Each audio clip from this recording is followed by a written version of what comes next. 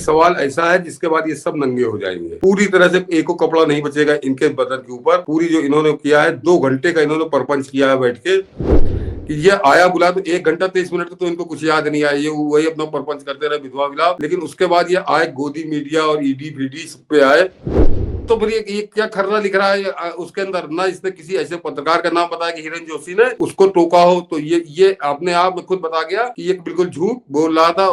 तो ये रंडी रोना बंद करो कि जो जिसके ऊपर ईडी लग जाती है वो चला जाता है भाजपा में, वो बड़ा साफ हो जाता। और सबसे खास बात मनीष जी सर, दो खलियानों को देखा एक दूसरे की झाल बजाने में, मार्केटिंग करने में, वो सनसनीबाज और वो जो सबसे बड़ा खलियानों का सरगना था जिसने गुजरात दंगे की में घी डालने की कोशिश की थी। इन दोनों ने एक तरह से ऐसा लगा कि पहली बार खुद ही वो जेम्स राय का चेला नंबर 1 जो सरदेसाई है उसे नग्न करने सनसनीबाज उतर गया मैदान में। तो ये खेल क्या आपको नजर आ रहा है इसमें? पहले जरा वो मनीष जी थंबनेल दिखा दीजिए, थोड़ा मूड फ्रेश हो जाएगा, दर्शकों का भी आनंद आएगा। और इसमें एक सवाल ऐसा है जिसके बाद ये सब नंगे हो जाएंगे, पूरी तरह से एको कपड़ा नहीं बचेगा इनके बदन के ऊपर। पूरी जो इन्होंने किया है 2 घंटे का इन्होंने परपंच किया है बैठ के। और मैंने भी मैं कभी देखता ही नहीं, कभी नहीं देखता, लेकिन मैंने वो 2 घंटे का पूरा लगातार देखा कि कहीं मुझसे मिस ना हो जाए। उसके बाद इनकी असलियत बताता हूँ मनीष जी, सनसनीबाज। और वो जो बता रहे हैं कि जेम्स राय का चेला था, तो जेम्स राय के तो मनीष जी उसने आज भी उसने रिकॉर्ड तोड़ मक्खनबाजी की, खुद को अमिताभ बच्चन और उसको दिलीप कुमार बताया। तो मैं मान गया, सहमत भी हो गया कि दोनों बड़े कुकर्मी थे। वही है कि ये दोनों बैठ के आज इन्होंने 2 घंटे परपंच किया।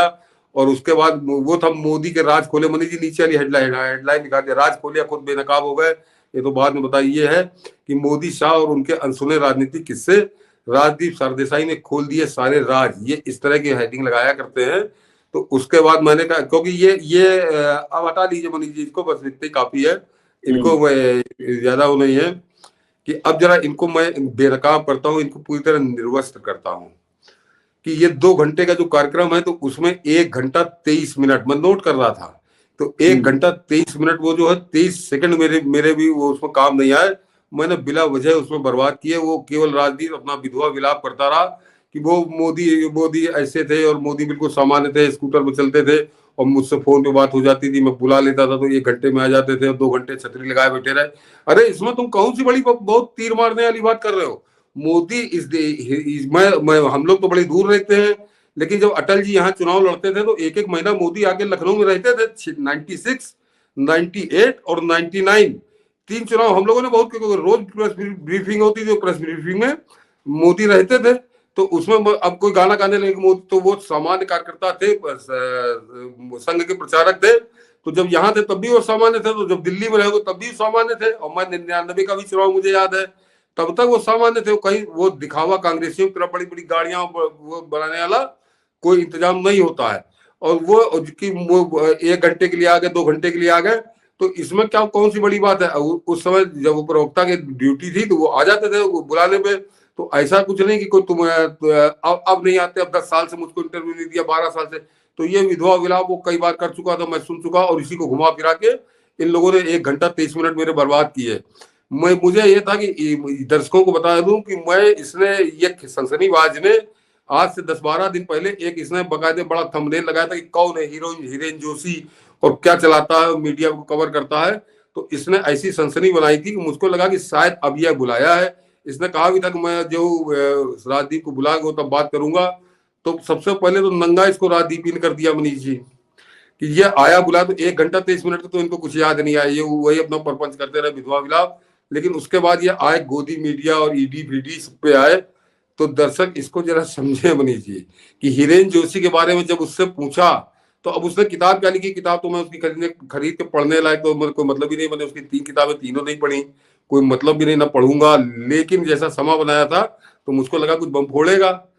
तो इसने इस तरह से मुझको वो गंगा जल में जो डायलॉग है दर्शकों को याद आ जाएगा कि वो कहता है, अरे कहीं ये तो साला मूतने लगा, वो कहता है उसको, एक वो बदमाश को रखे होता है जैसे पिस्तौल निकालता, कहने तो साला मूतने लगा।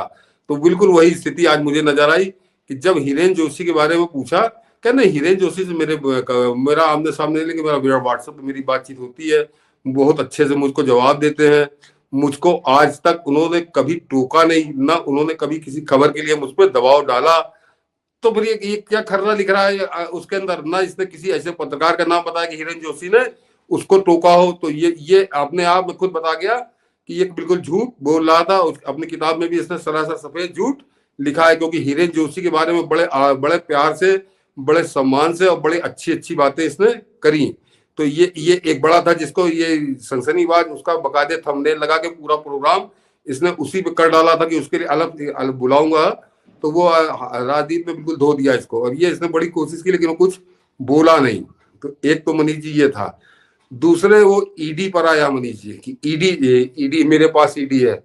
तो दरअसल वो उस पर उसने छगन भुजबल का नाम लिया, वो प्रताप राणा सनराइके क्या नाम है उनका, शिवसेना के, उनका 2 का नाम लिया। और हेमंत बिश्व शर्मा का, तो हेमंत बिश्व शर्मा बल्कि चैलेंज करके कह चुके कि मुझको जरा सामने आकर बताओ कि मैं किस मामले में मेरा नाम था या कौन सा केस मेरे ऊपर था। वो उनका नाम किसी गवाही में है, वो बता चुके बहुत स्पष्ट। तो हेमंत बिश्व शर्मा का तो छोड़ दिए, उस पर ज्यादा इसने बात भी नहीं की। ऐसे चलते चलते ये छगन भुजबल जो है वो उनके ऊपर केस था, और वो प्रताप राणा नायके कौन है उनपे। मैं सारी बातें मान लेता हूँ, इस पर मेरा तर्क कुछ और है मनीष जी, कि दर्शक पहले जरा इस बात को समझे कि हिंदुस्तान में कुल विधायक जो है वो करीब 4123 विधायक हैं, और 4123 विधायक हैं, और 245 राज्यसभा सदस्य हैं, 543 लोकसभा सदस्य हैं, और करीब करीब उनके 750 के करीब जो है वो है, जिसे आप कहना चाहिए एमएलसी जो है, 400 कुछ विधायक वो हैं। और ये कुल मिलाकर ये पद जो होते हैं 5337 पद होते हैं। ये है इसकी असलियत।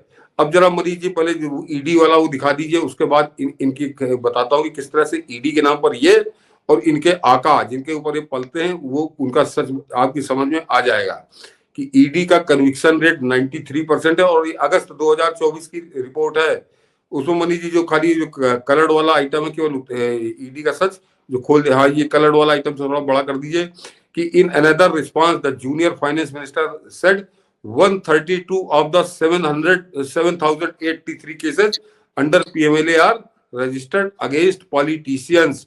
यानी 7,083 जो केस दर्ज हुए ईडी के, उनमें कुल 132 केस ऐसे हैं जो राजनेताओं के खिलाफ हैं। तो आप इसका ये होता 1.86%, यानी 2% भी केस राजनेताओं के खिलाफ नहीं है। और मैंने बताया ना कि 5337 के सदस्य, तो केवल इसी में मंत्री सब आ जाएंगे। तो 5337 में से 132 लोगों के खिलाफ केवल केस हैं। हटा दीजिए मनीष जी। अब जरा दर्शकों को मैं इस पर समझाता हूँ, ताकि ईडी का रंडी रोना ये हमेशा रोते हैं। तो 132 लोगों में मैं जरा अब पलट के राजदीप सरदेसाई से और उस संसदीयवाद से पूछना चाहता हूँ कि चिदम्बरम की बहुत बड़ी भारी मात्रा में संपत्ति जब्त हुई है, और 1 महीने जेल भी काटा है, बाप भी काटा है, बेटा भी काटा है। वो क्यों नहीं आ गए भाजपा में? वो डीके शिव कुमार जो डिप्टी चीफ मिनिस्टर है कांग्रेस का, उसकी 250-300 करोड़ की संपत्ति जब्त है, और वो अदालतों के चक्कर वो लगा रहा है। वो क्यों नहीं आ गया भाजपा के अंदर? वो धीरज साहू जिसका 350 करोड़ रुपया पकड़ा गया था झारखंड के अंदर, और वो अभी तक घूम रहा है, वो रिलीज नहीं हुआ है, वो क्यों नहीं आ गया भाजपा के अंदर? तो ये जो ये बताते हैं कि जिसको पकड़ लो उसको, लालू यादव उसकी जब्त हुई है, लालू यादव अपराधी भी है, सजा याफ्ता हो गया। और अभी एक और बढ़ जाएगा वो जो लैंड स्कैम वाला जो है कि वो तो पूरा कुनवा जाएगा उसमें जेल कुछ दिनों में। जाओ फॉर लैंड, उस स्कैम में पूरा घर जाने तैयार है। वो क्यों नहीं आ गया भाजपा में? तो ये रंडी रोना बंद करो कि जो जिसके ऊपर ईडी लग जाती है वो चला जाता है भाजपा में, वो बड़ा साफ हो जाता। और सबसे खास बात मानिए, मैं जरा अब दूसरा एक दृष्टिकोण और भी देता हूँ। बताने लगा कि वो अजित पवार का 1000 करोड़ की जो संपत्ति थी उसको रिलीज कर दिया है। तो रिलीज नहीं कर दिया है, वो उस पर जो जब्त थी उसको छोड़ा है। केस अजित पवार के ऊपर से अभी खत्म नहीं हुआ है, केस छगन भुजबल के ऊपर से अभी खत्म नहीं हुआ है। और ये जो अभी मनीष जी ने आपको खबर दिखाई थी, इसी में लिखा है कि 1,40,000 करोड़ रुपए की संपत्ति ईडी ने जब्त की है। तो अगर मैं मान लेता हूं कि छगन भुजबल और इनको मिला के इनके 1000-2000 करोड़ रुपए चले गए, तो लाखों करोड़ रुपए बचे। और जितने लोग ये गए हैं, ये आए हैं भाजपा के अंदर, इन्होंने आने के बाद कौन सा भ्रष्टाचार किया ये बताओ। वो जो चाहे वो छगन भुजबल हो और चाहे अजित पवार हो, उनका सारा भ्रष्टाचार तो तब था जब तुम्हारे आका के सरकारों में थे, वो जब तुम्हारी आका की टीम में थे। वो मधु गौड़ा के साथ मिलकर लूटा था छगन भुजबल ने, वो अजित पवार शरद पवार के साथ लगा हुआ था।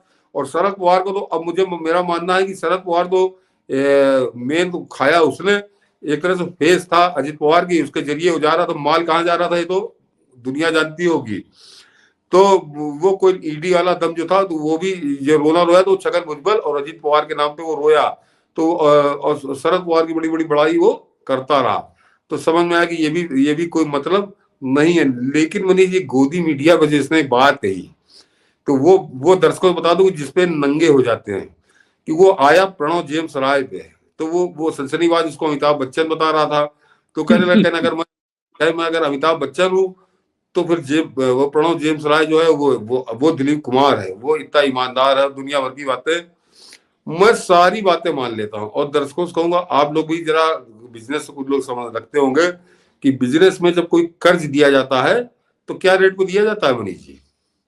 मिनिमम 2%, यानी 24% साल का कर्ज दिया जाता है। मैं बिजनेस की बात कर रहा हूँ, जो व्यापारी वर्ग में पैसे का लेन देन इस तरह का होता है, 24% सालाना के हिसाब से होता है। ये बड़ी सामान्य सी बात है। तो ये जरा ये राजदीप सरदेसाई हो, इसके बड़ी ज्ञान हो, इसके बड़ी बुद्धि हो, तो ये दे दे। या वो जो पाड़ा बताता है कि मेरे पेट पे लात मार दिया अडानी ने आते ही, वो एक बात का ज्ञान दे दे कि 2009 में